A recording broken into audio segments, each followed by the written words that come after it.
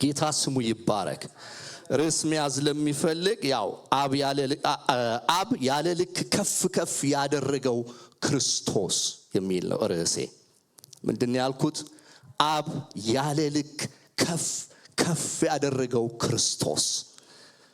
ቅዳሜ ዕለት ዝቅ ማለቱን አይተናል። ወርዶ የት እንደገባ አይተናል። ምን አይነት ውርደት ውስጥ እንደነበረ አይተናል። ፊልጵስዩስ 2:6 እስከ 8 ያለው ኢሳይያስ 53ን በሚያስለቅስ በሚገርም ሁኔታ የሱን ማንነት አይተን ነበር። አባቱ ምን ውስጥ እንደከተተው፣ ምን ውስጥ እንደላከው፣ ምን ውስጥ እንዳስገባው ለኛ ጽድቅ ሲል እሱ ኃጢአት ሆነ ብለ አይተን ነበር። ኢየሱስ ክርስቶስ ጌታ ነው። በጣም በሚገርም ሁኔታ ደግሞ ሁለተኛ ቆሮንቶስ ምዕራፍ 5:16 ላይ አንድ የሚደንቅ ቃል አለ። ስለዚህ እኛ ካሁን ጀምሮ በስጋ እንደምናቀው ክርስቶስንም በስጋ እንደሆነ ያወቅነው ብንሆን እንኳን አሁን ግን ከእንግዲህ ወዲህ እንዲህ አናቀውም ይላል። አናቀው ያኔ እንደሰማነው ያኔ እንዳወቅነው እኛ አይደለንም። ሐዋርያቶች በሚገለጥላቸው መገለጥ እያዩ ይርበደበዳሉ። ያ አብረውት የነበረውን አብረውት ይሄዱ የነበረውን አብረው ይጓዙ የነበረውን ምድረ በዳውን ከተማውን ሲያካልሉ የነበሩ አብረው ድንገት ግን በተራራ ላይ ሲቀየር ነገራቸው ሁሉ ተቀየረ። እነሱ ድንገት ሊሄድ ሲል ብርሃን ሲሆንባቸው ደነገጡ። ብርሃን ሆኖ ሲቀየርባቸው ደነገጡ። ሰው ነበር የሚያውቁት። የሆነ ስጋ የለበሰ ሰው ከነሱ ጋር የሚከተል የሚሄድ የሚበላ የሚጠጣ የሚወጣ የሚገባ ሰው ነበር የሚያዩት። ድንገት ግን ተለወጠ ኢየሱስ። ዛሬ በእውነት ካለንበት ሁኔታ ውስጥ ጌታ ኢየሱስ ክርስቶስ ድንገት ከምናስበው እሱን ልክ ከሰጠንበት ነገር ይቀየርብን፣ በዚህ በክብሩ ይለወጥብን። ለሱ የሰጠነው ኢሜጅ ይኖራል እኛ ውስጥ። ለጌታ የሰጠነው ልኬት ይኖረናል። ልኩን ግን አሳያቸው። እዛ ጋር ልኬ ይሄ ነው አላቸው። አሁን ብርሃን ለበሰና ልኬ ይሄ ነው አላቸው። መውጣት አቃታቸው። ከዛ ውስጥ መውጣት አልቻሉ። በቃ እንደውም ወደ ከተማ ተመልሰን ወንጌል ከምንነገር እዚሁ ድንኳን እንስራ አሉ። አያችሁ ምርጫቸው። ረሷቸው ሌሎቹ። ለምንድነው ሲባል ያን ክብር መውጣት ስላልፈለጉ ከዛ ክብር ውስጥ። ኢየሱስ ክርስቶስ እሱ ጌታ ነው። ሙሴን ወደ ተራራና አለው፣ ውጣ አንተም ኢያሱም 70 ሽማግሌዎች ውጡ አላቸው። ወደ ተራራ ውጡ ፈልጋቸዋለሁ አለ። መጀመሪያ ግን ሙሴ ውጣ ወደ ተራራው አለው። ሙሴ ወጣ ወደ ተራራው። ኢያሱ ግማሹን ተራራው ላይ አለው።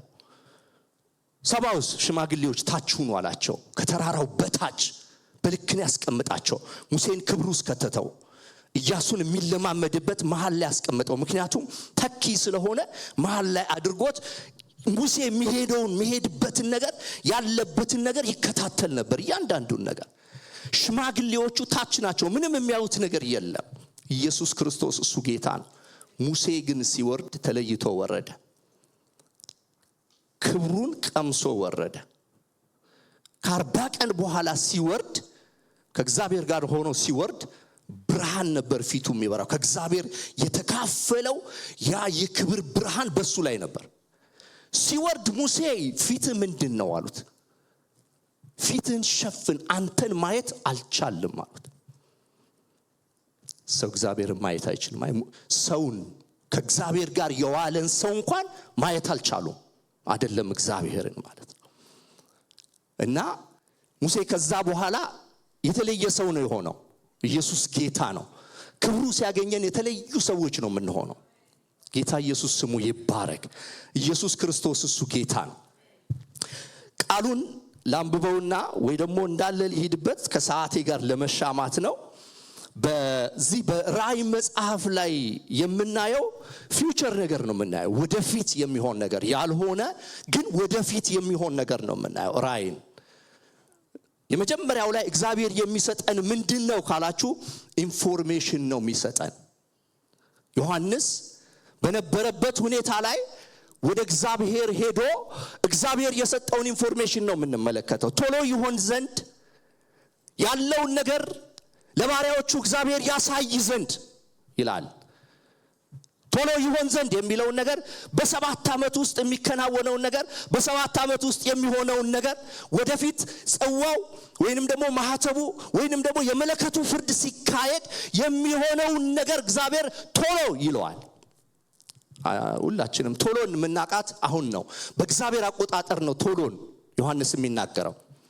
ለእግዚአብሔር አንድ ቀን እንደ ሺህ ቀን ነው፣ ሺህ ቀን እንደ አንድ ቀን ነው ይላል። እሱ ሰው ነው የቆጠረው። ጴጥሮስ አቅልሎ ሊነግረን ፈልጎ ነው እንደዚህ ያለው። ግን እግዚአብሔር ቶሎ የሚሆነውን ነገር ለባሪያዎቹ ያሳይ ዘንድ ሲል ኢየሱስ ክርስቶስ እሱ ጌታ ነው። ባናየውስ ኑሮ ብያስባለሁ። እግዚአብሔር በራእይ መጽሐፍ ላይ ባይነግረን ኑሮ ራእይ ውስጥ የሚሆነውን ነገር ባይነግረን ብያስባለሁ። እንዴት ነበር የምንኖረው? ይሁዳ ጋር ቢቆም ኑሮ መጽሐፉ ምን ነበር ፊውቸሪታችን የሚሆነው?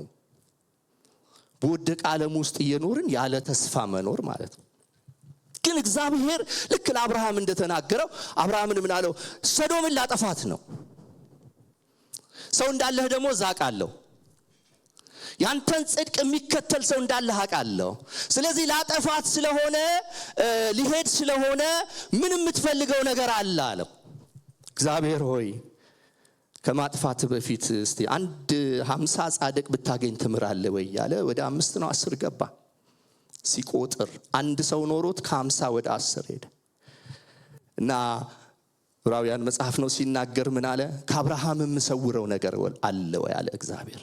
እነሆ ከአብርሃም የምሰውረው ነገር አለ ወይ አለ እግዚአብሔር። ነገሩን ባለመሰወሩ ነው ዛሬ ላይ ተስፋ አድርገን የምንኖረው። ኢየሱስ ጌታ ነው። የራእይ መጽሐፍ እዚህ ጋር የሚለው ቶሎ ይሆን ዘንድ የሚገባውን ነገር ለባሪያዎቹ ያሳይ ዘንድ እግዚአብሔር ለልጁ ለኢየሱስ ክርስቶስ የሰጠው ራእይ ይላል። ለምን ያሳይ ዘንድ? ለባሪያዎቹ ያሳይ ዘንድ። ማን ነው ተወካዩ? ኢየሱስ ክርስቶስ ነው። ኢየሱስ ከአባቱ ተቀብሎ ለልጆቹ ሊሰጥ ያለው ራእይ ኢንፎርሜሽን ወይንም ደግሞ ትክክለኛ ወደፊት የሚሆነውን መነጽር ትክክለኛ ነገር ማለት ኢየሱስ ክርስቶስም ይላል። ኢየሱስ ክርስቶስም ደግሞ መልአኩን ጠራና ይላል። ከሱ የሚቀርበው መልእክተኛ ደግሞ መልአክ ነው። መልአኩን ጠራና ለዮሐንስ ያመለክተው ዘንድ ምን አለው? ራእዩን አሳየው ይላል። አሁን ደግሞ ዮሐንስ ተቀባይ ሆነ። ኢየሱስ ክርስቶስ እሱ ጌታ ነው። ዮሐንስ ደግሞ ለማን ማሳየት ነበረበት? ዮሐንስ ደግሞ እሱ ይላል እርሱም ለእግዚአብሔር ቃልና ለኢየሱስ ክርስቶስ ምስክር ላየው ሁሉ መሰከረ ይላል። ዮሐንስ ከመልአኩ ተቀበለ። ከመልአኩ ከተቀበለ በኋላ ለቤተ ክርስቲያን ደግሞ ምን አደረገ? አወረደ። እነዚህ ቤተ ክርስቲያን የሚባሉ 7ቱ አብያተ ቤተ ክርስቲያናት ናቸው። ለነሱ አወረደው መልእክቱ። ምንድነው መልእክቱ? መልእክቱ ምንድነው? ከዛ ምን ይላል? ዘመኑ ቀርቧል አለ ዮሐንስ። ዘመኑ ቀርቧል። እነሆ ይሄን መጽሐፍ የሚያነበው ደግሞ የሚሰማው መስማትም መስበክም ማንበብም ብቻ ሳይሆን ደግሞ ቃሉን የሚያደርገው እሱ ብፁዕ ነው አለ። ኢየሱስ ክርስቶስ ጌታ ነው። የቱን መጽሐፍ? የራእይን መጽሐፍ። ማንም አያነበውም። ብዙ ሰው አያነብም። ስለሚፈራው ነው ማያነበው እንጂ ሳይፈልገው ቀርቶ አይደለም። ራእይ መጽሐፍ መሰበክ እንኳን የጀመረው ከኮቪድ በኋላ ነው። ብዙ ዘመን አልተሰበከም። ብዙ ዘመን ተዘግቶ የነበረ መጽሐፍ ነው። ኮቪድ ላይ እግዚአብሔር ፈልጎት ነው መሰለኝ ያንን ነገር ሙሉ ሰባኪ ሆነ። ራእይን መጽሐፍ ማለት ተዘግቶ የነበረው ኢየሱስ ክርስቶስ ጌታ ነው። ስለዚህ ይሄን መጽሐፍ ብናነበው ብጽህና እናገኛለን፣ ባርኮት እናገኛለን። መጽሐፉ ነው የሚለው እኔ አይደለሁም። ምን ይላል? ዘመኑ ቀርቧል ይላል። የምኑ ዘመን? ይሄ የሚሆነው በራእይ መጽሐፍ ላይ የተጻፈው ያ ቅጣት፣ ያ የፍጻሜ ዘመን የሚሆነው ነገር ቀርቧል። ስለዚህ ምንድነው ኢንፎርሜሽኑ? ራእይ መጽሐፍ ላይ ነው ያለው። ስለ መጨረሻው ዘመን የሚነገረን ነገር የት ነው ያለው? ራእይ መጽሐፍ ላይ ነው ያለው። ይሄን መጽሐፍ ስታነቡ ትጠነቀቃላችሁ። ይሄን መጽሐፍ ስታነቡ ሬዲ ናችሁ። ይሄን መጽሐፍ ስታነቡ አዌር ናችሁ ይላል። ኢየሱስ ጌታ ነው። ይሄ መጽሐፍ ማኑዋል ነው ለመጨረሻው ዘመን ማለት ነው። ማኑዋል ነው።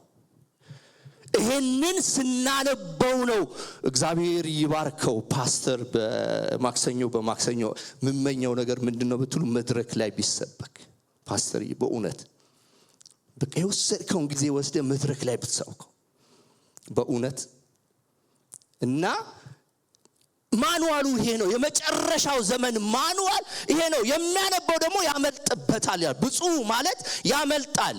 ጻድቅ ነው ወደ ጌታ መንግስት የሚገባው። ቅዱስ ነው ወደ ጌታ መንግስት የሚገባው።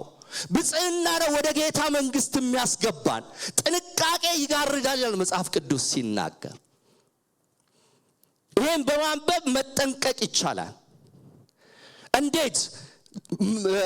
ዮሐንስ የሚለው ምንድነው? ዘመኑ ቀርቧልና የሚያነበው የትንቢቱን ቃል የሚሰሙት። የሚያነበው ማለት ሰባኪ ነው ወይንም ደግሞ አስተማሪ ነው።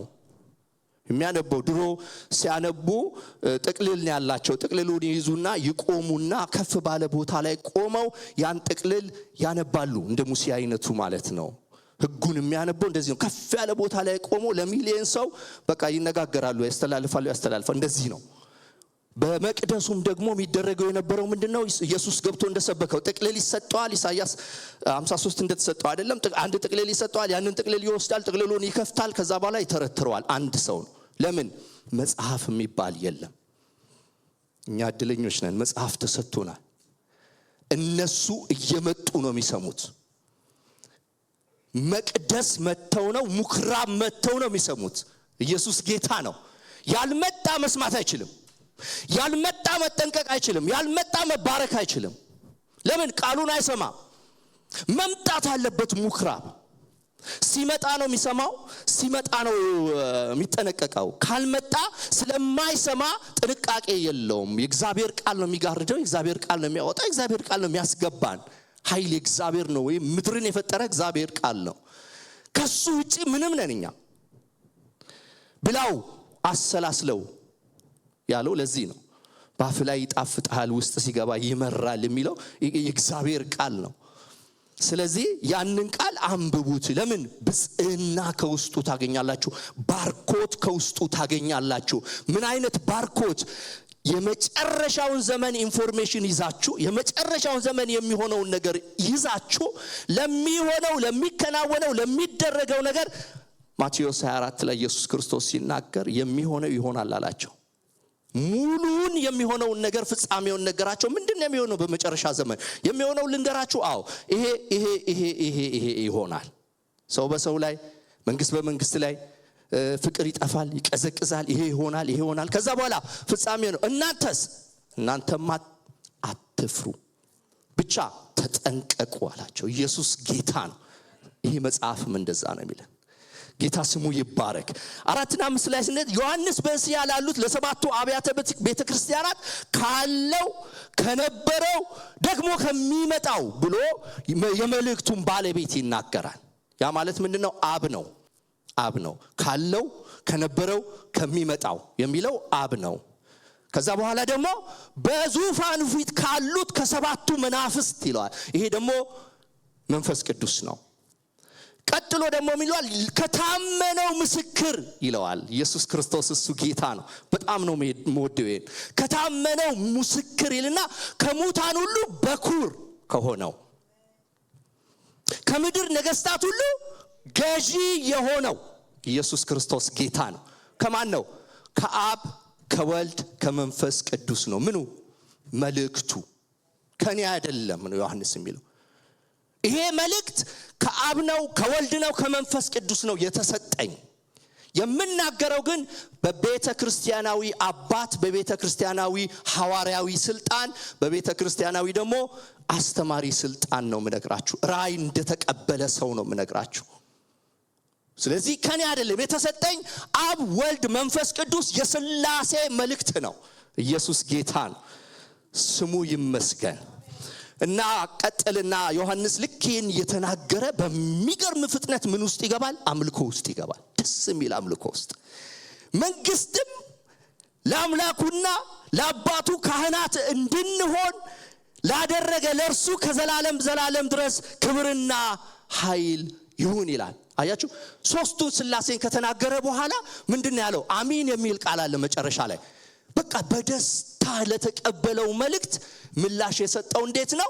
መንግስትም ለአምላኩና ለአባቱ ካህናትም እንድንሆን ላደረገ ለእርሱ ከዘለዓለም እስከ ዘለዓለም ምን ይሁን? ክብርና ኃይል ይሁን አለ። ይሄ የምስጋና የአምልኮ ቃል ነው። ክብርና ምስጋና ይሁን ሲባል አሜን የምንለው ሰባኪያንን ሲለው ራሱን እየሰበከ ራሱ እየተናገረው ምን ይላል? ክብር ይሁን ብሎ አሜን ይላል። ኢየሱስ ጌታ ነው።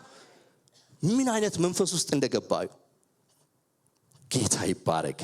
ከዛ ምን ይላል? ቀጥሎ የሚያመልከው አምልኮውን የሚቀጥለው እንዴት ነው? እነሆ ከደመና ጋር ይመጣል ይላል። ቴዎሎጂ ውስጥ ይገባል። በቃ እነሆ ከደመና ጋር ይመጣል። ምጽአትን ይሰብካል ደግሞ እዛው እነሆ ከደመና ጋር ይመጣል፣ አይን ሁሉ የወጉት ሁሉ ያዩታል፣ የምድርም ወገኖች ሁሉ ስለርሱ ዋይ ዋይ ይላሉ። አሜን አሜን ይላል። አያችሁ፣ በእነሱ ቅጣት አይደለም አሜን አሜን የሚለው፣ እሱ አምልኮ ውስጥ ነው ያለው። የሚሆነውን ግን ተነግሮታል። የተነገረው ነገር ግን ምን ውስጥ ከቶታል? በቃ ፍርድ አለ። ፍርድ ስላለ የወጉት ያዩታል፣ የሰቀሉት ያዩታል። ብዙዎች ወግተውታል፣ ብዙዎች ሰቅለውታል፣ ብዙዎች አንከራተውታል። እነዛ ሁሉ ግን በነጩ ዙፋን ፊት ሲቆሙ ይሄ ነበር ለካ ስተናል ይላሉ። ስተናል በምድር ያለ ለካ የሰቀልነው የገደልነው ሮማውያን ያሳደ የነበረ ጳውሎስ ተቀይሮ ግን ገብቷል። ሌሎች የሚያሳዱ አሉ። አይሁድ አንቀበልህም ብለው የካዱት፣ አሁን ጌታን አንቀበልም አናቀውም ያሉ እነሱ ሁሉ የወጉት ናቸው።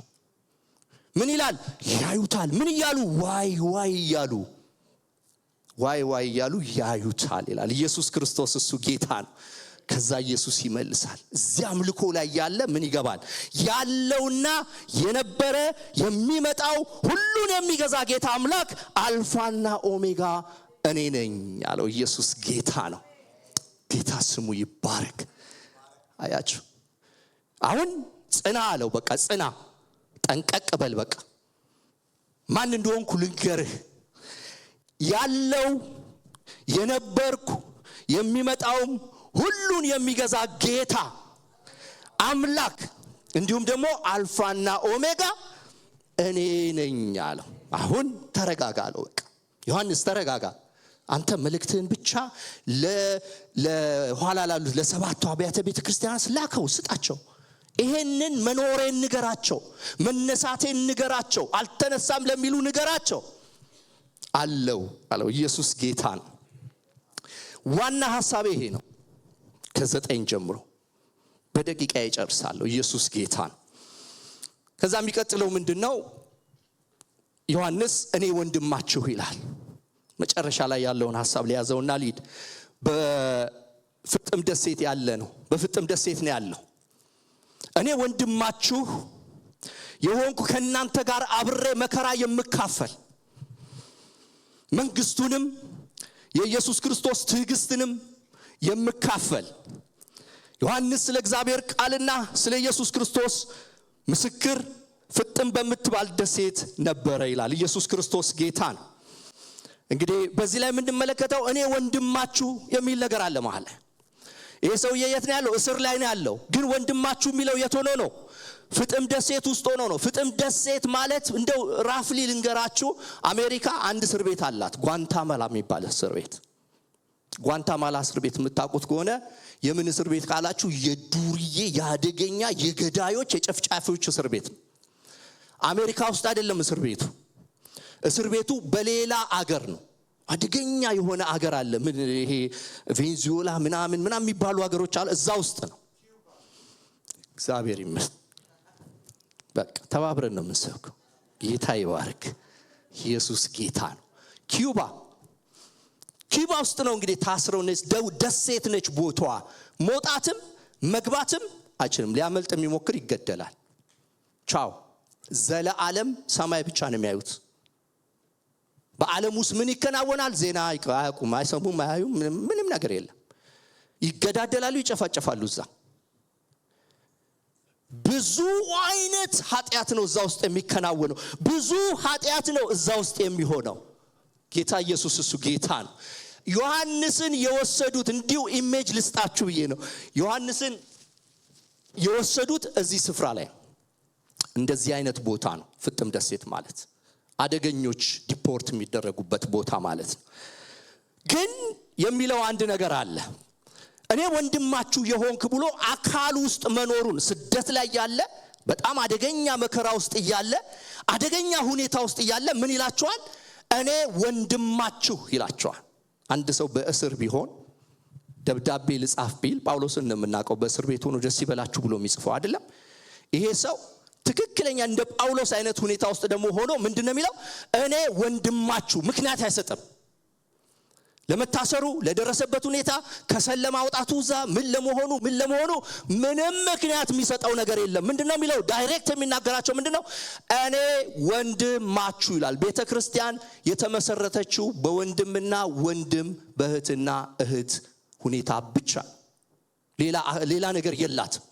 እህት ወንድም፣ ወንድም እህት መሰረቷን አለቀቀም እሱ። እኔ ወንድማችሁ ሲል አካል የክርስቶስ አካል የተመሰረተችበትን ነገር ሳይለቅ ነው የነገራቸው። ሁኔታ አስለቅቀው ያንን ነገር እስራ አስለቅቀውም ያን ነገር መከራ አስለቅቀውም። ስለታሰረ ብቻ እኔ ታስር ያለው ስለዚህ እነሱ እየተዝናኑ ነው። እነሱ ውጪ ናቸው፣ የፈለጉትን ያደርጋሉ፣ በነፃነት ነው የሚኖሩት። ስለዚህ ወይ አልጽፍም ወይ ራእይ አልቀበልም ወይ አልሰማም አላለም። ግን ምንድነው ያለው? ራእይ ቁጭ ብሎ ይቀበላል። እሱ እስር ቤት መከራ ላይ ሆኖ እሱ ራእይ ይቀበላል። ኢየሱስ ጌታ ነው። ስለዚህ ሲጽፍላቸው ምንድነው ያለው? እኔ ወንድማችሁ የሆን ከናንተ ጋር አብሬ መከራን የምካፈል የሚል ነገር ደግሞ ይናገራል። ምንድነው? እኔ ከናንተ ጋር መከራን የምካፈል ሲል እሱ የሚበልጥ መከራ ውስጥ አለ ብለን ልናስብ እንችላለን። እሱ እኮ የሚበልጥ መከራ ውስጥ ነው ያለው። እነሱ እኮ አትሊስት ዓለምን እያዩ ነው፣ ሁኔታን እያዩ ነው፣ መንግስትን እያዩ ነው፣ ነገሮችን እያዩ ነው። ክፍት ነው ለነሱ ዓለም። ግን እሱ ምን ውስጥ ነው ያለው? የሆነ ሰርክል ውስጥ ነው ያለው። ግን ምን አለ? ከናንተ ጋር አብሬ መከራን የምካፈል እንዲሁም ደግሞ መንግስቱን የምካፈል ቀጥሎ ደግሞ ትዕግስቱን የምካፈል ከማጋ ከናንተ ጋር። እናንተም እኮ የቄሳር ወይንም ደግሞ የሮም መንግስት ዶሜሽያ የሚያደርስባችሁን ስቃይና መከራ እየተቀበላችሁ ነው። የኔ የተሻለ መከራ አይደለም። እዚህ ጋር ስላለው እኔ የተሻለ መከራ ውስጥ አይደለም ያለሁት፣ ወይ ከናንተ የሚበልጥ መከራ ውስጥ አይደለም ያለሁት። እናንተ የምትከፍሉት ዋጋ የምትከፍሉት ነገር ሁሉ ምንድነው? ከኔ ጋር እኩል ነው። ጳውሎስም ውስጥ ሆኖ የሚነግራቸው ነገር አለ። ወደ ውጭ እንዳይበታተኑ፣ እንዳይጣሉ፣ እንዳይከራከሩ፣ ሰላማቸው እንዳይረበሽ ምን ያደርጋል? እኔ ከናንተ ጋር በመንፈስ አለው ይላቸዋል። ኢየሱስ ጌታ ነው። በመንፈስ ከናንተ ጋር ነኝ ይላቸው። የፊልጵስዩስ መጽሐፍ ላይ አለው ከናንተ ጋር ነው በመንፈስ ያለሁት። በመጣ ደስ ይለኛል ያል፣ ግን ለመስዋዕት ተዘጋጅቻለሁ ይላል። ደግሞ ኢየሱስ ክርስቶስ እሱ ጌታ ነው። እና እኔ ወንድማችሁ ከናንተ ጋር አብሬ መከራን፣ መንግስቱን፣ የኢየሱስ ክርስቶስን ትዕግስት የምካፈል። የማንን? የኢየሱስ ክርስቶስን። እሱ በምድር ላይ ሳለ ይሆን የነበረውን ይደረግበት የነበረውን ማመን ብቻ አይደለም፣ ስለሱ መከራን ሁሉ ትቀበላላችሁ ተብሎ እንደተጻፈ ማለት ነው። መከራን የሚቀበል ብፁዕ ነው እንዳለ ያዕቆብ። ስለዚህ ምንድነው አለ? መከራ በስሙ የምትቀበሉ ከሆነ በሌላ ነገር አይደለም። አንዳንድ ሰው መከራ በሌላ ነገር ይቀበላል። ያዕቆብ ራሱ ይነግረናል። ሁለት መከራ አለ። ሰይጣን የሚያመጣው መከራ አለ፣ በእግዚአብሔር የሚመጣ መከራ አለ። ሰው የሰይጣን መከራ ውስጥ ሆኖ እግዚአብሔርን ብሌም ያደርጋል። የእግዚአብሔር መከራ ውስጥ ሆኖ ደግሞ እግዚአብሔር ፈልጎት እንደ ጳውሎስ 3 ጊዜ ጸለይኩ ይላል፣ አይነሳም። ለምን? እግዚአብሔር የፈለገው ከሆነ አያነሳው። በብዙ ነገር ውስጥ ስናልፍ ኮምፕሌን የምናደርገው ምንድነው? እግዚአብሔርን ነው። እያመንኩ እየተከተልኩ ይሄን እያደረኩ ይሄን ይሆንኩል ከየት ተማር ነው አላቀውም። ሐዋርያት አይነግሩንም።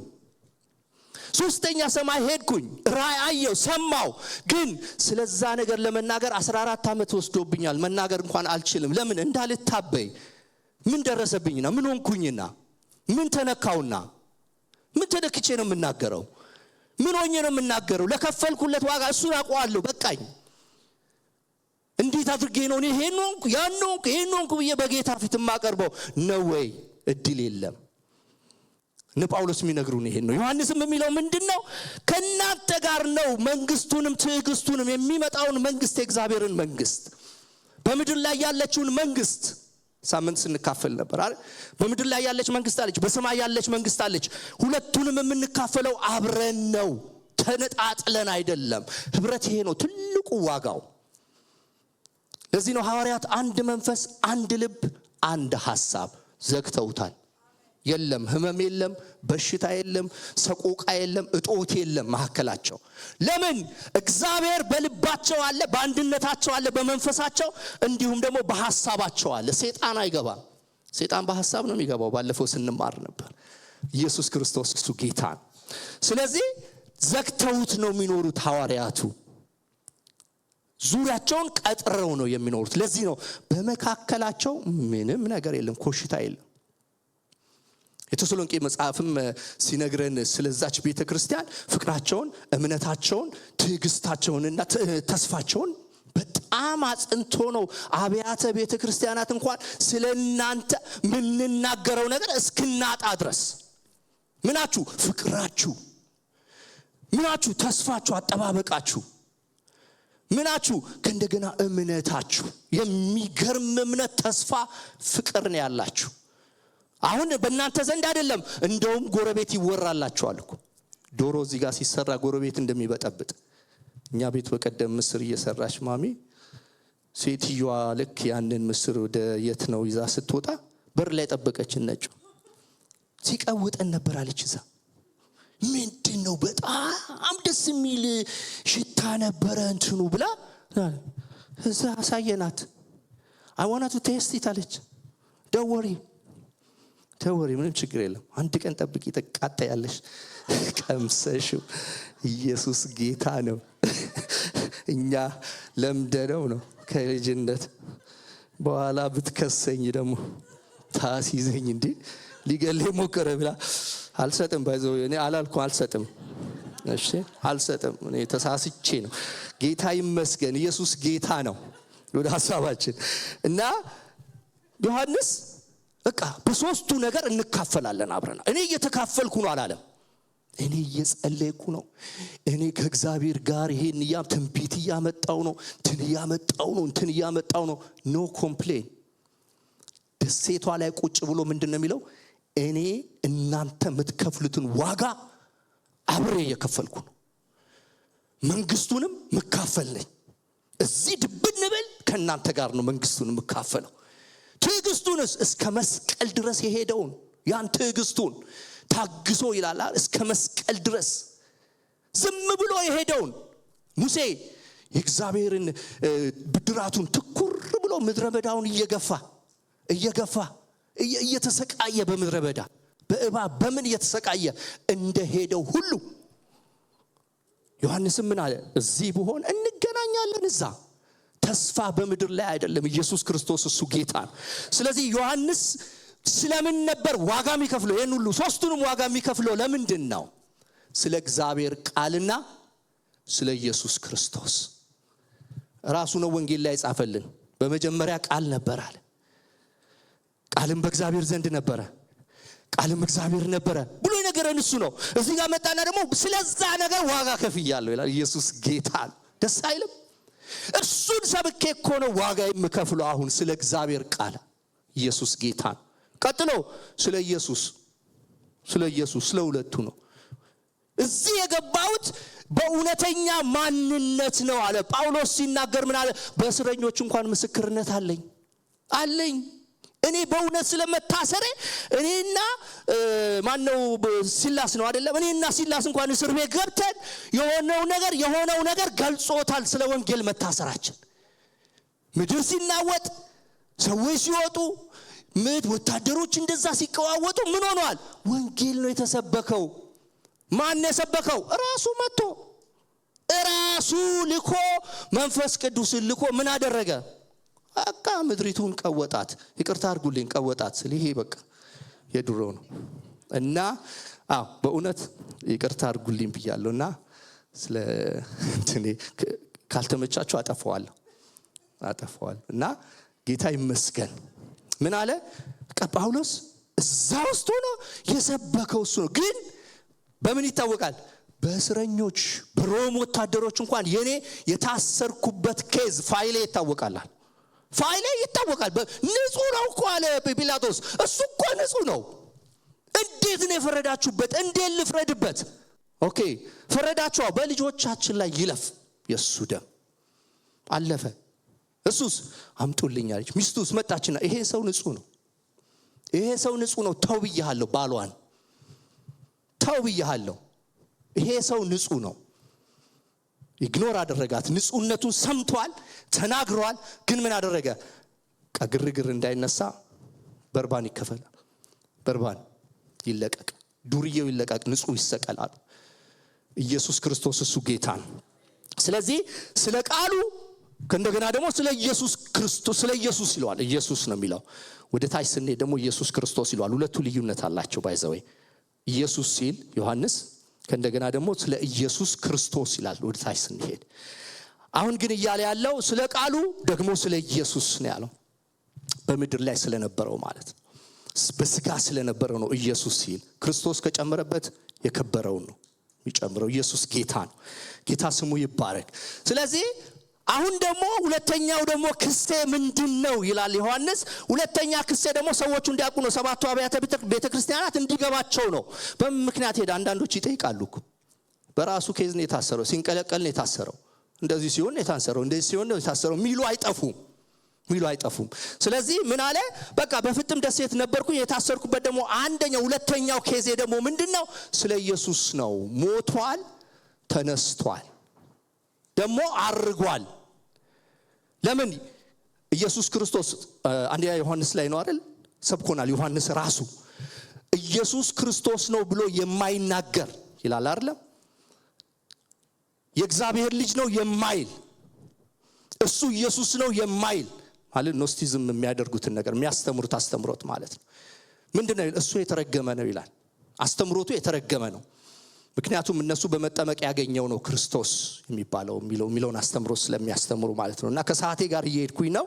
ስለዚህ ያ አስተምሮት ስላለ አንደኛ ዮሐንስ ላይ እሱ ጠቅሶታል። እዚህ ጋር ያመጣውና እቺን ደግሞ ምን በማድረጌ በመቃወሜና በመገዳደሬ በቃ በመገዳደሬ አንዱ ስለ ኢየሱስ ክርስቶስ የሚለው ይሄንን ነው። በቃ ተወልዷል፣ ሞቷል፣ ከእንደገና ደግሞ ተነስቷል፣ ከእንደገና አርጓል። ይሄን ስብከት በመስበክ ነው ይላል። ኢየሱስ ክርስቶስ ጌታ ነው። ስለዚህ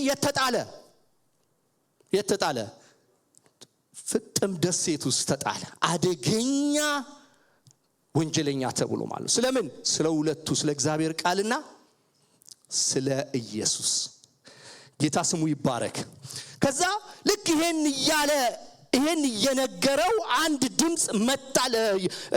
11 ላይ እንዲሁ የምታየውን በመጽሐፍ ጽፈ ወደ ኤፌሶን፣ ሰርመኔስ፣ ወደ ጴርጋሞን፣ ቲያጥሮን፣ ወደ ሰርዴስ፣ ወደ ፊላዴልፊያ፣ ወደ ሎዶቅያ፣ በእስያ ወዳሉት ወደ ሰባቱ አብያተ ቤተክርስቲያናት ላክ አለኝ ይላል። አሁን ደግሞ ኢየሱስ ነው የተገለጠለት። ያንን እሱ የተነገረውን እየተናገረ እያለ ኢየሱስ መጣና ምን አለው? የምታየውን አለው። አሁን የሚያየው ነገር አለ። ይሄ የምታየውን ነገር ጻፈው፣ ሪከርድ አድርገው። ከዛ በኋላስ የምትሰጠው ስለሆነ መልእክቱ የማን ነው? ያንተ አይደለም፣ ባለቤት አለው። የመልእክቱ ባለቤት ነው የሚያዘው። ስለዚህ ጻፈው። ከጻፍከው በኋላ ላከው። ለምን? አንተ እዚህ ልትሞት ትችላለህ ወይ የሆነ ነገር ልትሆን ትችላለህ። ስለዚህ ላከው። ምንም ቢታወቅም በእግዚአብሔር ዘንድ የዚህ ሁኔታ ማለት ነው። ስለዚህ ጻፈው። የሰው ልጅ ይረሳል። ስለሚረሳ አንተ ጻፈው። ያንን ሁኔታ የምታየውን ነገር ጻፈው። ለሰባቱ አብያተ ቤተክርስቲያናት ምን አድርግላቸው? ላክላቸው አላቸው። ኢየሱስ ክርስቶስ ጌታ ነው። በቃ በጣም ባለኝ ደቂቃ በጣም ደስ በሚል ሁኔታ ይሄን ነው የምፈልገው ፓርት። አሁን እግዚአብሔር ምን ሰጠው? ትእዛዝ ሰጠው። በምንድነው ትእዛዙ የመጣው ካልን ታዞ ፍጥም በመምጣት ምርጫ ነበረው። እምቢ ማለት ይችል ነበር። ኦኬ ክዳለው። ዶሜሻ ንጉስ ነው። አንድ ቃል ነው የሚፈልገው። ዶሜሻ በዛ ጊዜ የነበረው ቄሳር ንጉስ ነው ማለት ብቻ ነው የሚጠበቅበት። አልቀበልም ማለቱ ነው እዚህ ቦታ ያመጣው። ስለዚህ በመምጣቱ ያገኘው ትርፍ ምንድነው ካላችሁ እግዚአብሔር ከሱ ጋር እንዲነጋገር አደረገው። ለካ እግዚአብሔር የፈለገው እዚህ ጋር ነው። አንዳንድ ጊዜ ወገኖቼ ለካ እግዚአብሔር የሚፈልግበትን ቦታ እኛን የሚፈልግበትን ቦታ ማወቅ ራሱ ትልቅ መንፈሳዊነት ነው። ትልቅ መንፈሳዊነት ነው። እምቢ ብለው የቀሩ ስላሉ ማለት እምቢ ብለው የቀሩ ስላሉ ማለት ነው። ኢየሱስ ክርስቶስ እሱ ጌታ ነው። ስለዚህ እዛ መጣ ምን አለ? የሚናገረኝን ድምጽ ለማየት ዘወር አልኩኝ ይላል። ኢየሱስ ጌታ ነው። አሁን ትእዛዝ ተሰጠው። ትእዛዝ ሲሰጠው ጻፍ ላክ የሚባል ትእዛዝ ተሰጠው። ልክ ይሄ ሲሰጠው የሆነ ድምጽ መለከት የሚመስል ድምጽ ነው። ፓወር ያለው ድምጽ ነው። በጣም መልእክት ያለው ድምጽ ነው። ከእንደገና ደግሞ ይሄ መለከት በኦሪቱ መጽሐፍ ላይ አሁን ሳይረን እንደሚሉት አይነት ነገር ማለት ነው። ሚሳኤል ሲወረወር ሳይረን ከተማ ላይ ተጠንቀቁ ግቡ ወደ ምሽግ እንደሚባለው ማለት ነው። የነሱ የመውጣትም የመሄድም ምን የማለትም መለከት ነው የሚነፋላቸው። ስለዚህ የዛን የመለከት ድምጽ ሰማዋል። የሚመስል መለከት የሚመስል ድምጽ ሰማው ይላል ዮሐንስ። እና ይሄንን ጽፈ የምታየውን ነገር ጽፈ ወደዚህ ወደ 7ቱ አብያተ ቤተክርስቲያናት ላከው የሚል ድምጽ ሰማ። አሁን የሚናገረኝን ድምጽ ይላል። የሚናገረኝን ድምጽ እኮ አይናገርማ። ድምጽ ራሱ ድምጽ ነው። ተናጋሪ አለ። ግን ዮሐንስ ግን የሚለው ምንድነው? የሚናገረኝን ድምጽ ለመስማት ዘወር አልኩኝ ይላል። እግዚአብሔር ሲነገራችሁ ለመስማትም ዞር ለማለትም እድል ይስጣችሁ። አንዳንዴ ላንሰማው እንችላለን። ትክክለኛ ማስረጃችን ሳሙኤል ነው። ቅድም ወንድሜ ሲለው ነበር 3 ጊዜ ነው የሳተው። ልጅ በመሆኑ ይሆናል። ምናልባት ልጅነት ላይ ካለን አንሰማውም፣ ድምጹ እናልፈዋለን። እግዚአብሔር ፐርፐዝሊ መጥቶ ለፈለገው ነገር መጥቶ ላንገናኝ እንችላለን። ዮሐንስ ግን ሬዲ ነው። በጣም ሬዲ ነው። በመንፈስ የነበረ ሰው ነው። በእግዚአብሔር ቀን በመንፈስ ነበርኩኝ ይላል። እሁድ ቀን ነው ያው ይሄ በመንፈስ ነበርኩኝ የሚባለው ያው እሁድ ቀን ነው እና ሰንበት ቀን ነው። ሰንበትን የዋጁት እነሱ ናቸው። ሰንበትን የሰጡት ሐዋርያቶቹ ናቸው። እንዴት ካላችሁኝ እኛ ሀገር 45 ቀን ይሰጣል አይደል? ለታቦት ሻማ በየቀኑ ይበራላቸዋል። እዛም ለጣዖታቶቻቸው ቀን ሰጥተው ያከብራሉ። ለቄሳር ንጉስ ቀን ሰጥተው ያከብራሉ። ሻማ ያበራሉ፣ ሰንደል ይለኩሳሉ፣ ሁሉን ነገር አድርገው ይነግሳሉ። ትዝ ይላችሁ እንደሆነ ዳንኤል አልሰግድም ያለበትን ቦታ ታውቃላችሁ። ስሩ ይጎዘጎዛል እኮ ማአት ነገር በዛ ጣዖት ፊት እኮ ይጎዘጎዛል። ግን ዮሐንስ ምን አለ? የሚናገረኝን ለማየት ዘወር አልኩኝ ይላል። ድንገት ነው የዞረው። በጣም በፍቅር ነው የዞረው። በጣም በመናፈቅ ነው የዞረው። የሚያስታውቀው ድንገት ስለሚል ፍጥነት ያለው አዟዟር ነው። ስለዚህ በቃ ጅቡ ብሎ ነው የዞረው። የሚናገረው ለመስማት ለምን? የለመደው ድምጽ ነው፣ የሚያቀው ድምጽ ነው። ያ ደረቱ ላይ ሆኖ የሚሰማው የነበረው ድምጽ ነው፣ የሚያማክረው የነበረው ድምጽ ነው። ኢየሱስ የሚወደው ሰው ነው ዮሐንስ። በጣም በፍቅር አብልጦ የሚወደው ስለሆነ የሚያቀው ድምጽ ነው። ያ ድምጽ ሲመጣ ለዚህ ነው ድምጽ ሰማውና ዞር አልኩኝ ሲል ምን ያ ጅው ብሎ ነው የዞረው። በጣም በፍጥነት ነው ያ የሚያቀው ነገር ስለሰማ ዞረ ያና ሲዞር ምን አየው ነው የሚለው? 7 የወርቅ መቅረዞች አየው ይላል። ኢየሱስ ጌታ ነው። 7 የወርቅ መቅረዝ ማለት ቤተክርስቲያን ነች። ምዕራፍ 1 ቁጥር 20 ላይ ኢየሱስ ክርስቶስ ፈቶታል። ትርጉም አስፈልገው ፈቶታል። 7ቱ የወርቅ መቅረዞች ቤተክርስቲያን ናቸው። ሙሴን ዘጸአት 20 ላይ 19 ላይ ሄዳችሁ ካያችሁ መቅረዙን ከዚህ ስራው ሪዝን ብርሃን እንዲሰጥ የት መቅደስ ውስጥ ለማ ለካህኑ በቃ ካህኑ ሲገባ ጨለማ እንዳይሆንበት ድንኳኑ ከ7 ሌየር ነው የሚሰራው። 7 ሌየር መድረክ ላይ ከ7 ሌየር ነው የሚሰራው። 7ቱ ሌየር በጣም ጠንካራ ጨርቆች የፍየል ቆዳ ምናምን ናቸው እና በምድረ በዳ ላይ ያለው በረሃ ያለው አዋራ ያለው እንትን እንዳይበላው ነው የሚሰራው። እግዚአብሔር የራሱ ፐርፐዝ አለው እና ካህኑ አደባባዩን ከዛ በኋላ ቅድስትን ከዛ ቅድስተ ቅዱሳንን አልፎ ሲገባ እየጨለመ ነው የሚሄደው። ልክ ቅድስት ውስጥ ሲገባ በቃ ድቅድቅ ጨለማ ጴጥሮስ የሚለው ድቅድቅ ጨለማ ነው እዛ ውስጥ። ስለዚህ ለዚህ ነው ሙሴን 24 ሰዓት ካህኑ እየገባ ሊቀ ካህኑ ምን ያደርገዋል? ያበራዋል፣ ዘይት ይሞላዋል። ምኑን? መቅረዙን። ኢየሱስ ጌታ ነው። ዘካርያስ 4 ከ1 እስከ 2 ከ2 እስከ 3 ምን ይላል? ይነግረናል። መንፈስ ቅዱስ መሆኑ በአዲስ ኪዳን ላይ ደግሞ ይነግረናል።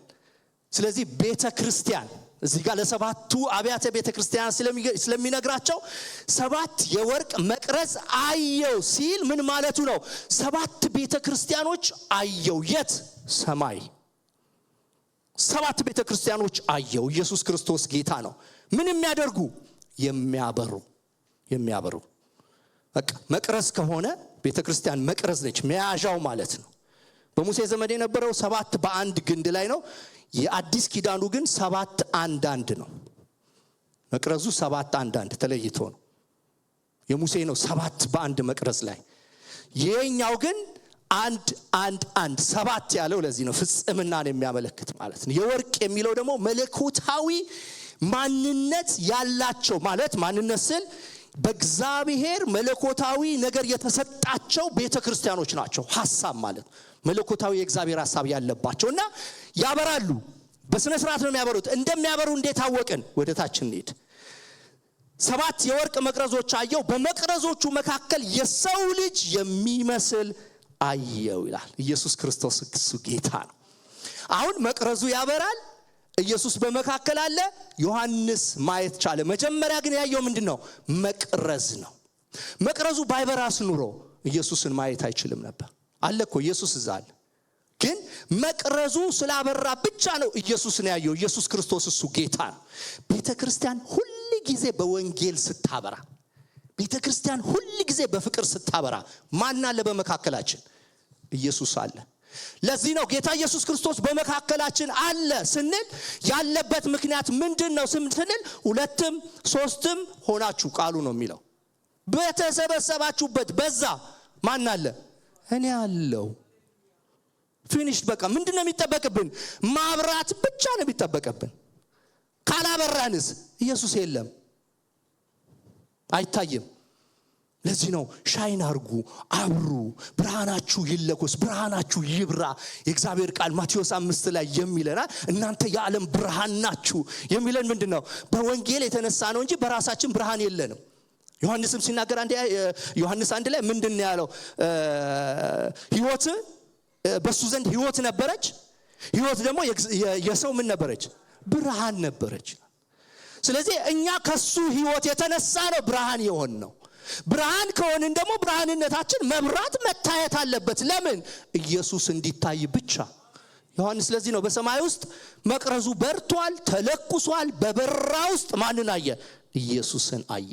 ምን ሲሆን ነው ያየው? ሲመላለስ አየዋል። ኢየሱስ ጌታ ነው፣ ስሙ ይባረክ። ግን በጣም የሚያስደነግጠው ነገር ምንድነው ካላችሁ ወደ ኋላዬ የሚል ቃል አለ። ወደ ኋላዬ ዞር ሲል አይደል? ከኋላ አይደል የተናገረው? ለምንድነው እግዚአብሔር ከኋላ የሚናገረው? ድሮ እኮ ከፊት ነው የሚናገረው። ሙሴን ፊት ለፊት አናግረዋለሁ ብሏል።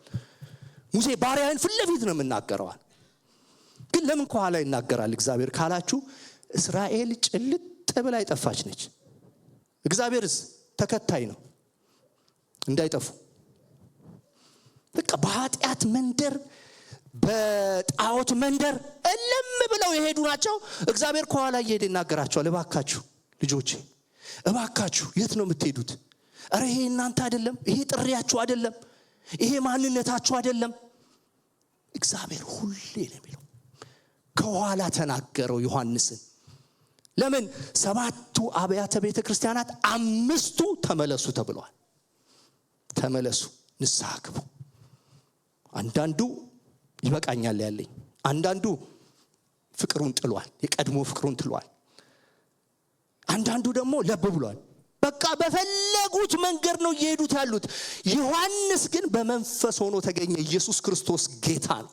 በመንፈስ ሆኖ የሚገኝ በመካከላችን ይኖር። ለብዙዎቻችን የሚጠቅም ማለት ነው። ለብዙዎቻችን የሚጠቅም አንድ በቂ ነው። ቤተክርስቲያንን ምን ለማድረግ? ለማዳን። ጳውሎስ ጢሞቴዎስን አገኘ። ቻው፣ ሌላው ነገር ዘጋ። ማንንም አልፈለገም። ጢሞቴዎስ ሆይ ሂድ ወደ ኤፌሶን። ለምን? በቃ አዛ አስተዳድር። ለምን በቃ ምከር፣ ገስጽ፣ አስተምር። ከዛ በኋላ መልሳቸው፣ አስተካክላቸው። ሌላ ሰው የለኝም አንተ ነህ፣ እኔ ልሞት ነው ልሄድ ነው። ምን ሆነ? ተተኪ ሆኖ ቁጭ አለ። አንድ ቲቶና እሱ፣ ቲቶ በቀርጤስ እሱ ደግሞ በኤፌሶን። ኢየሱስ ክርስቶስ እሱ ጌታ ነው። ጌታ ስሙ ይባረክ። ስለዚህ እግዚአብሔር ከኋላ የሚናገረን ለምንድነው? ተመለሱ ነው። ጠፍታችኋል ተመለሱ። ዮሐንስ ግን ነበረ ለሰባቱ አብያተ ቤተክርስቲያናት ምንዋል? ቅሪት ሆኖ የቀረሰው ነው። ኢየሱስ ክርስቶስ እሱ ጌታ ነው። ስለዚህ በመቅረዝ መካከል ማን አለ? ኢየሱስ ክርስቶስ አለ። ምን እያለ? እየተመላለሰ። ያለኝ ደቂቃ 5 ደቂቃ ነው መሰለኝ። አረ ወንድዬ ጸልዬበት ጨርሳለሁ።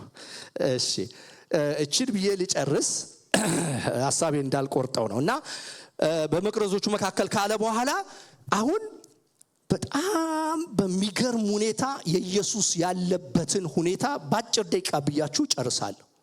ብዙ ማለት አልፈልግም እዚህ ጋር። ዮሐንስ ይሄንን ካለ በኋላ እሱን መቅረዙ አብርቶለት በበራው መቅረዝ ውስጥ ኢየሱስ ክርስቶስን ካየ በኋላ 9 ነገሮች ይጠቅሳል። ማንን? ኢየሱስን። ሞተ ያልነው ኢየሱስ፣ ተነስቷል ያልነው ኢየሱስ፣ አርጓል ያልነው ኢየሱስ በሰማይ በምን ሁኔታ ውስጥ አለ? በእነዚህ ሁኔታ ውስጥ። እንዴት? ራሱን ይልና የራሱ ጠጉር እንደ ነጭ በግ ጠጉር ጸጉር እንደ በረዶም ነጭ ነበረ ይልና ራሱን ይጠቅሳል። አሁን ሙሉ ማንነቱን ለማን ያሳያል? ለቤተ ክርስቲያን፣ ለጠፋችው ቤተ ክርስቲያን፣ እሱን ለተወችው ቤተ ክርስቲያን። የሚሰሩ ይመስላሉ በጣም። ኤፌሶን እኮ ወደ 10 ምናምን ነገር አላት እኮ በጎ ነገር። 10 ምናምኑን የሚያጨልምባት ግን አንድ ነገር ብቻ ነው የተገኘባት። ምንድነው ካላችሁ? ፍቅር። ሁሉንም የዘጋው ፍቅር ነው። ቤተ ክርስቲያን ፍቅር ከሌላት የላትም። በቃ ኤፌሶን የተጠቀሰላት ብርቱ ብርቱ ብርቱ ብርቱ ይያለሽ፣ በቃ አውቃለሁ፣ ይያለሽ አውቃለሁ፣ ይያለሽ በጣም ይሄን ደግፍሻለሁ ግን ገባበት። የቀድሞ ፍቅርሽን ጥለሻል። ንስሐ ግቢ። ንስሐ ባትገቢስ ውጤቱ ምንድነው? ቤተ ክርስቲያንነትሽን አነሳለሁ ማለት መጽሐፉ ነው የሚለው። መቅረዝሽን ወስዳለሁ አለ። ቤተ ክርስቲያንነትሽ ይቀራል። እንደዛ ነው ያለው። አዲስ ኪዳን ነው፣ ቃሉን ነው። እኔ ጥሬውን ነው ሊትራል ኢንተርፕሬቴሽን የምጠቀመው በእውነት። እና ምንም ምለው ነገር የለም። ግን ያው ነው። እናንተ መርምሩት እንግዲህ። ሰው ይሞታል ይድናል አይድንም ምናምን። ግን ኢየሱስ ክርስቶስ ምን አለ? በቃ መቅረዝሽን እወስደዋለሁ ነው ሊትራሊ የሚለው። ብርሃንነትሽን አነሳዋለሁ፣ ቤተ ክርስቲያንነትሽን አነሳዋለሁ። ለምን? ይሄ ሁሉ ነገር ኖሮሽ አንድ ዋናውን ጥለሻል። ኢየሱስ ክርስቶስ እሱ ጌታ ነው። እግዚአብሔር ይጠብቀን። የቀደሙ ፍቅራችን ላይ እንድንኖር እግዚአብሔር ይርዳን። ስለዚህ ዮሐንስ ምን አለ? በቃ ልብሱን ገለጸ። ከልብሱ ጀመረ፣ ከታች እስከ ላይ የልብሱ ዘርፍ እንደዚህ ነው ብሎ ይገልጿል። ኢየሱስን በሰማይ ማለት ነው። ይሄ ምንድነው ካላችሁ? ክህነቱን፣ ዳኝነቱን የሚያመለክት ነው። ሌላ ነገር የለውም። ወደፊት በፍርድ ሲቀመጥ በክህነቱም በሊቀ ካህንነቱም ይሰራል እግዚአብሔር። ንጉስ ነው፣ ሊቀ ካህን ነው። በቃ ይፈርዳል። አዎ በንጉስነቱ ያማልዳል፣ በሊቀ ካህንነቱ። ኢየሱስ ጌታ ነው። ሁለቱንም ይሰራል። እንደሚባለው አይደለም። አሁን ይፈርዳል፣ ያማልዳል። ልብሱ የሊቀ ካህን ነው፣ የፈራጅ ነው። በነጩ ዙፋን ሲቀመጥ ያንን የዳኛ ልብስ ይለብሳል። እንኳን እሱና እንግሊዞች የሚያደርጉት ነጭ ጸጉር አለ አረዚያ ዳኝነት ሲቀመጡ ከዛ የተወሰደ ነው። የሱን የራስ ጸጉር ምሳሌ ነው። ንጹህ ነን ስንፈርድ ነው። ኢየሱስ የተገለጸለት የራሱ ጸጉር ነጭ የተገለጠለት ንጹህ ነው። ምስክር አስፈልገው። የሰው ልብ ያውቃል፣ የሰው ማንነት ያውቃል። ሲፈርድ በንጽህና ነው የሚፈርደው። አንተ ከኔ ጋር ነበርክና እለፍ አይልም። አውቃቸዋለሁ ይላል። አንተ እንደዚህ ነበርክና እለፍ አይልም። የሚቀርበው በንጽህናው ነው የሚቀርበው። በቃ ማንም ምስክር ሳያስፈልገው ኢየሱስ ክርስቶስ እሱ ጌታ ነው። ሌላው አይኖቹን ነው የሚገልጸው። አይኖቹ ምንድነው? አጥርተው የሚያዩ ናቸው። ማንም ሰው ከሱ የሚሰወር የለም፣ ነበልባል ናቸው ይላል። ካፉ ሰይፍ ይወጣል ይላል ዮሐንስ ሲገልጸው። ይሄ ያ ተሰቃይቶ የነበረው ኢየሱስ ነው። አሁን ከብሮ በላይ ካፉ ምን ያንን የሚዋጋውን በመድር ላይ የሚዋጋውን በመጨረሻው ዘመን የሚዋጋውን እንትን የሚያጠፋው በምንድን ነው? ተሰሎንቄ ላይ ባለፈው ነግሬያችሁ ነበር። በአፉ እስትንፋስ፣ በአፉ ቃል፣ አንድ ቃል ነው በቂ ነው ለዓለም ሁሉ። ኢየሩሳሌም ላይ ቤዛ አድርጎ እዛ ላይ ተተክሎ እዛ ላይ እየሰራ ዓለምን ግን በአንድ ቃል ቻው 1000 ዓመት ይገዛል። ከዛ በኋላ ኢየሱስ ክርስቶስ እሱ ጌታ ነው። ከዛ በኋላ ምንድነው የሚለው? በቀኝ እጁ 7 ከዋክብት ይዟቸዋል ይላል። ኢየሱስ ጌታ ነው። አያችሁ ምን ላይ እንዳለን? ቤተክርስቲያን ምን ላይ እንዳለች? አንተ እኔ ምን ላይ እንዳለን አያችሁ? የጌታ ቀኝ ላይ ማለት ምንድነው? ስልጣን ነው። ቀኝ አይደለም? የጌታ የኢየሱስ ክርስቶስ ቀኝ እጁ ላይ ይዞን ያለ ነው። አልተውሽም፣ አልጥልሽም አይደል? በመዳፌ በእጄ ቀርጬሻለሁ፣ ማንም ከኔ አይወስድሽም የሚለው ቃል የእግዚአብሔር ቃል ይሄ ነው። ይዞናል። ቤተክርስቲያን የማንም አይደለችም። የማንም በቃ የማን ነው? ያ ባለቤቱ ነች። እንዲያንከብክቦ የያዛት አለ። 7ቷ ቤተክርስቲያናት ሁሉንም አሁን በዓለም ላይ ያሉትን የሚገልጹ ናቸው። ፍጹም ናቸው፣ የሚገልጹ ናቸውና እሱን ይዞታል ይላል። የደረት መታጠቂያ ይላል። በጣም ክህነቱን ሲናገር ነው። በቃ ንጽት ያለ ክህነት ማለት ነው። አገልግሎቱን ነው የሚናገረው። የክህነት አገልግሎቱን የሚያሳይ ነው። የወገቡ ቀበቶ ይለዋል። የወገቡ ቀበቶ ከወርቅ የተሰራ ነው ይላል። መለኮታዊ ነው። ኢየሱስ ክርስቶስ እሱ ጌታ ነው። ወደ ታች ስንሄድ ደግሞ እግሩ ጫማው ደግሞ ምንድነው ይላል? የነሐስ ቀልጦ የተሰራ ነሐስ ነው ይላል። ነሐስ በባህሪው በጣም ጠንካራ ነው ቀልጦ ሲሰራ። እና መጽሐፍ ቅዱስ ሲናገር ምን ይላል? አሶርንና ማንን ነው ደግሞ አንድ ሀገር አለች። አሶርንና እንትንን በጫማው ይጨፈልቃቸዋል፣ በእግሩ ይጨፈልቃቸዋል ይላል። ያጠፋቸዋል ይላል። እና የኢየሱስ ክርስቶስ እግሩ ምንድነው? በቃ በእባብ ላይ በዘንዶ ላይ ስልጣን ያለው ነው። ሁሉ አልተገዛለትም ይላል መጽሐፍ ቅዱስ። ግን የሚገዛለት ዘመን አለ፣ የሚመጣ ዘመን አለ። ሁሉ ተጠቅልሎ ከእግሩ ስር የሚገባበት ኢየሱስ ክርስቶስ እሱ ጌታ ነው። ዮሐንስ የተገለጠለት ጥልቅ ሚስጥር ኢየሱስ ክርስቶስ በዛ ያለውን ኃይል የሚያሳይ ነው። ኢየሱስ ጌታ ነው። ድምፁ አለ፣ ምኑ አለ። እናንተ እሱን ነገር እዩት። መዝሙር 93ን ሄዳችሁ ከአንድ ጀምሮ አንብቡ። ድምፁ ወደ 9 ነገር እዛ ተጠቅሷል። ምን እንደሚያደርግ በቃ ዝግባን ምን እንደሚያደርግ እዛ ጋር አለ። ኢየሱስ ክርስቶስ እሱ ጌታ ነው። ጌታ ስሙ ይባረክ። ጌታ ስሙ የተባረከ ይሁን። እጅግ አድርጌ ጌታን አመሰግናለሁ። ጌታ ስሙ የተባረከ ይሁን። እርግጠኛ ነኝ እግዚአብሔር ቃል መጥቶልናል ብዬ አስባለሁ። እግዚአብሔር ተናግሮናል ብዬ አስባለሁ። እግዚአብሔር እውነት ነው። እግዚአብሔር ደግሞ አለ፣ በዙፋኑ አለ፣ በማደሪያው አለ። እነሆ እግዚአብሔር አሁንም በኃይሉ አለ። ኢየሱስ ክርስቶስ እሱ ጌታ ነው።